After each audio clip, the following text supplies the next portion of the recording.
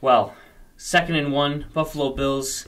We're a little bit late today, Vin, but I think we're all reeling from that loss. 52 points. 52 points against us. Killed us.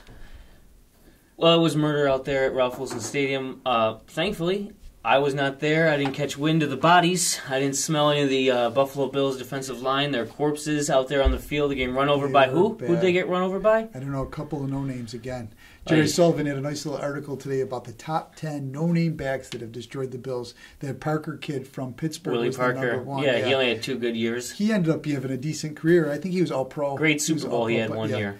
But they really, oh my God, it's just like the history of the Bills is just incredible. They started off so good too. They had the lead at halftime, and then it just all fell apart. You know, last night you and I, we went up to the Buffalo Quarterback Club and we listened to John Murphy's show, and I've got a couple of cuts on my phone. Maybe I'll play 1 or 2 of them here or there.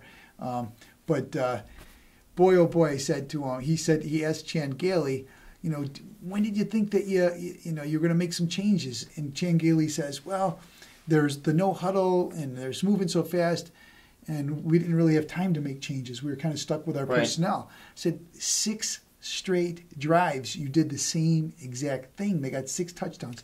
They got, let's just go over the numbers for a minute. 45 points in the second half, more than any team since 1960. More than any team has gotten scored on in a half.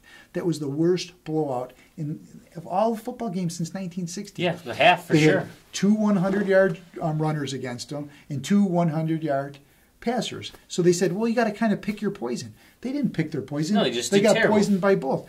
They took out all their defensive linebackers and put in these safeties. There was 1 linebacker, and they just were able to run at will. They said, well, we needed that to stop Brady. How good a job did they do at stopping Brady? How good a job did they do at stopping Brady? Terrible, because you saw that those throws to Gronkowski or the Lloyd, or that's his name, Lloyd. 200-yard They're guys. still catching the ball. Yeah. It's not that they stopped them from catching the damn ball. They just they didn't even do that. On this one website, BuffaloRumblings.com, they had photos, stills taken from the coach's tape today, and you could see double teaming.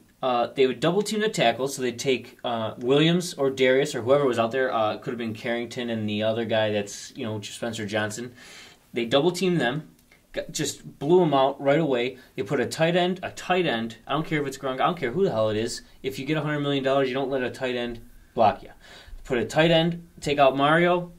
The 1 tackle that was left free, take out the other guy, and that's it. There was 1 linebacker who didn't know what to do, and the guy they did a counter play. So they made it look like they're going right. He went left, Brady, and that's it. 10 yards a carry. I mean, I know it didn't come out like that at the end, but if you watch the game, it was 10 yards every time. Terrible.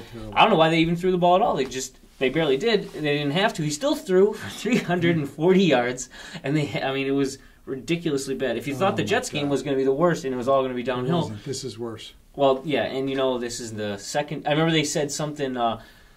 Who the hell was it? They 100 points between the 2 AFC East teams we've given up. Well, and the Patriots have scored 50 points on 4 times in 10 years, and half of those times have been against us. It might even be 3 times, because you know what? I don't follow. I mean, I follow the Bills like crazy, but when I watch those games, I go crazy. Now, when I was growing up, I was spoiled with the 90s Bills. My first season, I remember, was 88. Now, for some guys who've been fans for a little bit longer, the thing about the Bills is this is par for the course. Normally, we stink. Yeah. Right? Well, that's true. I started watching when I was about 5 or 6 years old, 1965. They won the championship. I could barely remember that, But I do remember 67 and 68. And I remember getting O.J. Simpson when we were 8 years old, and that was like a huge thing. But still, we were 111-1 that year. And in the one game that we won, we beat the Super Bowl champion New York Jets that year, 68. And then as a result of that season, we got to draft O.J. Simpson the following year. Right. And then the first couple of years with the Juice, I mean, he's like Spiller. He didn't do nothing, right? Terrible coaching. It was all coaching.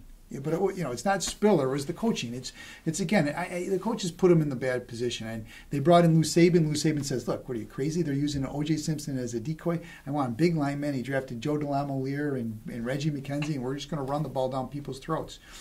Joe Ferguson, I think he had a game where he threw the ball 6 times. And why would you? Yeah, there you go. He had the whole season. He didn't throw an interception because he didn't throw the ball. So we had some decent years with the Bills in there, and then in the 70s we couldn't beat the Dolphins. It was just brutal. And then the early 80s, from 80 to 86, I mean, we were in the playoffs in the early 80s with Chuck Knox. And then when they wouldn't sign Jim Kelly or Kuzno, we had these #1 picks overall and big picks. I think that's why Chuck Knox left. And once Chuck Knox left, we were out without any.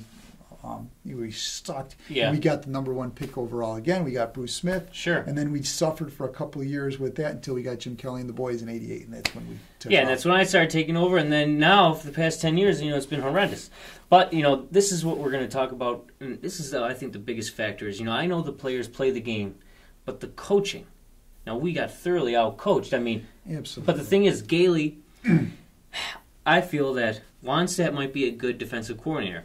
Gailey is certainly a good offense. No, but the thing is, you need to have... But Wannstedt has not shown that he's any good. Well, Sullivan talks on the radio. He says he might have been good 20 years ago with Dallas. He coached the Miami Dolphins to a terrible, terrible record. He's gotten fired everywhere he's been since he's gone. Yeah, no, Pittsburgh University isn't exactly Alabama. Against the Jets, they said over on the radio the next day, they said, well, what we did wrong in that game, we let Sanchez have all the time in the world because we're playing 10 yards off the ball. So next 2 games, we're going to play him tight off. We're going to come up and punch him in the mouth. Well, why did it take him the whole game? Well, the same thing with and the same thing with the now they come up with this brilliant scheme not to put any linebackers in, and then it's not working. They get 6 consecutive touchdown drives. I asked Murphy, I said, well, when did they decide to change? 7, 8, 16, 55? Does it take them all week to decide?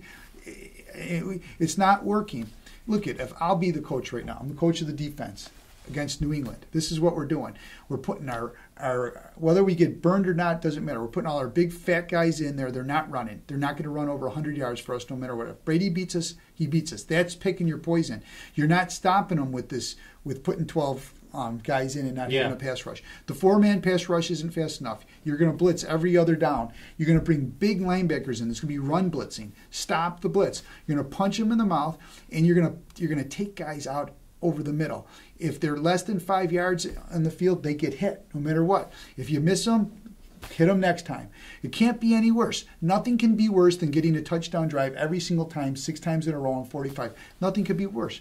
Get in their face and punch them in the mouth. Well, even this Walker, and I was going to say something too. Well, first thing I'm going to say... Well, just one more question. I'll let you go. One more thing. With Welker, just you drafted this kid that's a cornerback. And I said, I don't like drafting... I want big fat guys on the line. I want more of them, the better. I don't, anybody can play cornerback if you got Bryce Pop and Bruce Smith rushing the passer. I've said that before.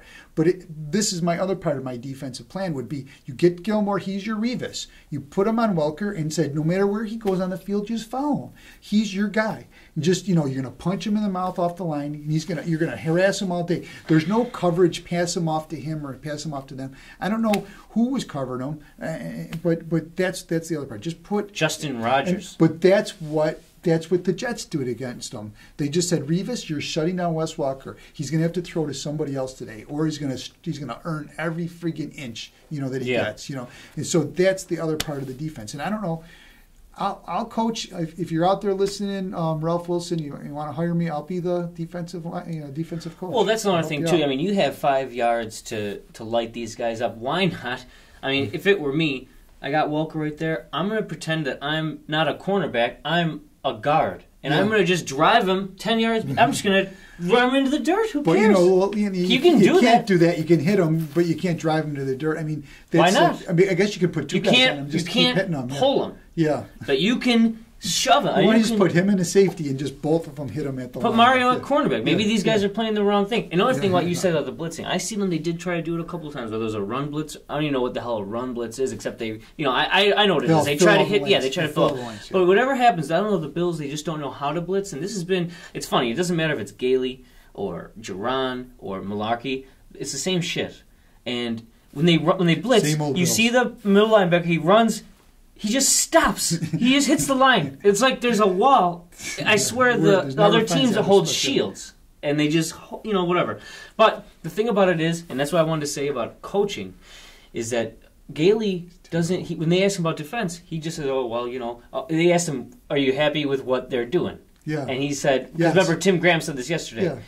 Yeah. Oh, yeah, it's fine. Oh, 52 points. That's beautiful. Wonderful. Because, 28 points should win you the game. I don't care if you throw 4 interceptions because, teams do win. Yeah. And those 4 interceptions came late, They came still, late. he threw one in the whatever. One was a deflection. But either way, the point is, the offense had a decent game. Well, he's not a quarterback that's going to be able to play catch up for you. No, and he's not Ben Roethlisberger, so he can't run around and try to throw it off his back foot. But for Gailey, if you look at, and unfortunately the Patriots, you have to be a little bit envious of them because Belichick is a defensive coach. But let me tell you, you read articles, him and Brady are coming up with offensive game plan. I mean, he knows football. You can't how do you just know one side of the ball? If you're going to be a head coach, you got to coach them both. I say, let Gailey stay. Maybe not let Wannstedt stay, but maybe let him stay. Get Bill Cowher in here and leave him. Bill Cowher and Gailey work together, so maybe he can say, hey, Gailey, I know this is going to be a little bit of an emasculating thing, but why don't you sit back there with Fitzpatrick? We're going to draft the number 1 pick. I don't care who it is. We're going to trade half the team to get RG3, number 2, or whoever the hell is there next year, and we're going to win some football games. You need a quarterback that's fucking, oh, my God. Luck. Even though I think the Seattle kid's good, he's 5'11", so you don't need a guy at 6'4", but you need a guy that throws a better ball. We definitely need a quarterback. But he had a great game against New England. The Browns, and the Browns are great. Well, he had a good game against New England. We had him in control. If our defense could win a game, you scored 20, you throw 4 touchdown passes. You had a decent game, and really, we should have had 5 touchdowns because Spiller fumbles the ball on the 1-yard line.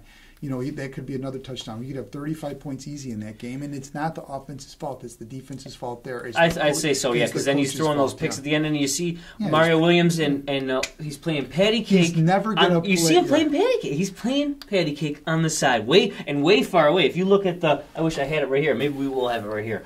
But if you see him, he's just going like this out on the edge, and he's just driving me crazy. So whatever, we're running out of time, and I think with a win, we'll try to elaborate a little bit more, but we're probably going to watch more often when we're bitching and moaning here. But we play San Francisco next week, and then we go to Arizona. Then we come back.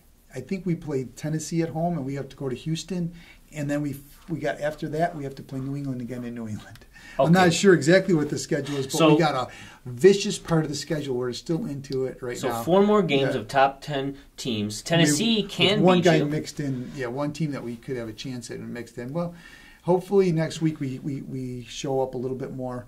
I just don't see it happening. I still go back to since we lost Polian, we don't know what the hell we're doing. Yeah, well, Butler was good, but then he went. They scared him off too.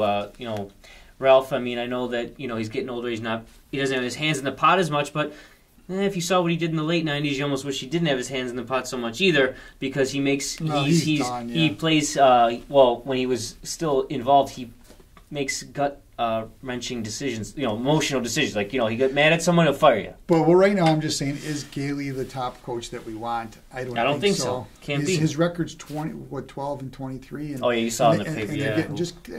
They're just. It doesn't seem like they're any better. Seems like they're the same old Bills. Maybe this defense line will come together. Maybe they'll figure it out. I mean, it is 2-2 still. 2-2. I'd like to see the linebackers just be headhunters out there. And if they're not even on the field, how are they supposed to be headhunters? I don't feel the intensity from the team. Other teams I'm watching, I was watching a game on Sunday night. It was, I don't know if it was the Green Bay game. Maybe it was. Or maybe it was Arizona. But, I mean, they were out there murdering each other. These linebackers, if you come across the field, Welker comes across, they're going to put him on his ass. Well, talk about murdering each other.